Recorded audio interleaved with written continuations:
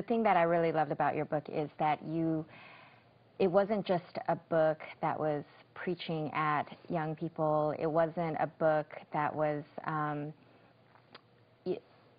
just kind of like, oh, this is my experience. But you really relied on the biblical foundations of the Word. And, you know, what are some of the verses that are your favorites that inspired you in addressing these issues and, you know, writing this book? Well, there really are so many. And one, you know, our generation, and there's kind of a movement to, you know, redefine truth and come up with your own truth, and truth is relative, and that's something that's pretty prevalent in society today. And our goal is not to come up with something new, you know, to reinvent truth. Our goal is to remind our generation of what's always been true, God's truth. And the Bible says in 1 Timothy 4, verse 12, don't let anyone look down on you because you're young, but set the believers an example in speech, in life, in love, in faith, in purity. So what that's saying is, you're not just called to not let people look down on you, kind of this rebellious, hey, I'm my own person and you're not allowed to despise me.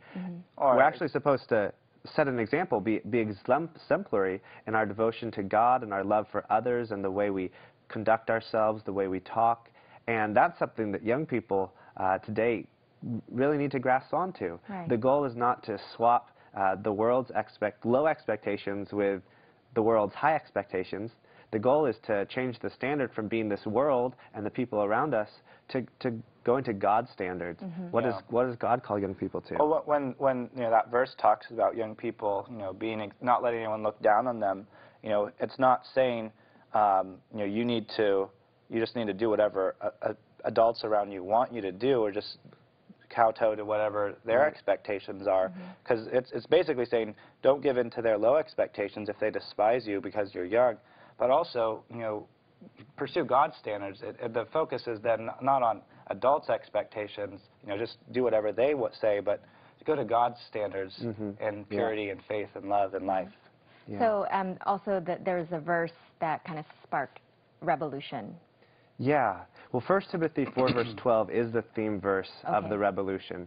And just holding up that different standard. But there's a lot of different verses. One of the other ones that has been really impacting is 2 Timothy chapter 2, verse 22, where it says, flee youthful passions and pursue righteousness, faith, and peace, along with those who call upon the Lord from a pure heart.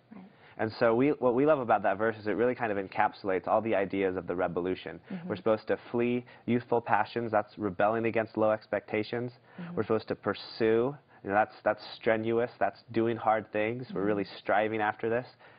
Peace, faith, righteousness. These are the character, competence.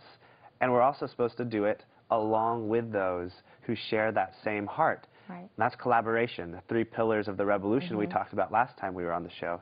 And so that verse really kind of sums up the whole Rebelution message and what we're calling young people to do.